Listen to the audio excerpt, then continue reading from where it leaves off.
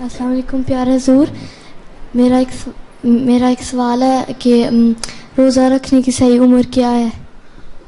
جب تم برداشت کر سکتی ہو، کوئی عمر نہیں ہے.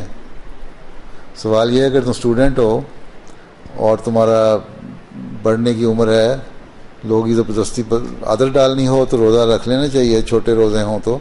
لیکن آج کل تو 18 19 20 گھنٹے کا روزے ہوتے ہیں، اس لیے چھوٹی عمر کو اور اسٹوڈنٹ کو اگر اسکول جا رہے ہیں تو نہیں رکھنے چاہیے. 18 سال کی اس طرح 18 سال کی عمر میں جب آدمی پورا طرح میچور ہو جاتا ہے اس وقت رکھنا چاہیے، لیکن اس سے پہلے کبھی کبھی روزے رکھ لینے چاہیے عادت ڈالنے کے لیے. لیکن اگر اتنی کمزور ہو تمہاری طرح کہ روزہ رکھو 18 گھنٹے کا اور شام کو ذوف میں پڑ جاؤ تو اس کا کوئی فائدہ نہیں. روزے کا مقصد ہے دعا کرنا، عبادت کرنا ہے. اگر سارے دن بھوکے رہے کہ 5 نمازیں بھی نہیں پڑھی جاتی تمہارے سے تو فائدہ کیا روزے کا ہے؟ پھر قرآن بھی پڑھنا چاہیے، نمازیں بھی اچھی طرح پڑھنی چاہیے، صبح تہجد بھی اٹھ کے پڑھنی چاہیے.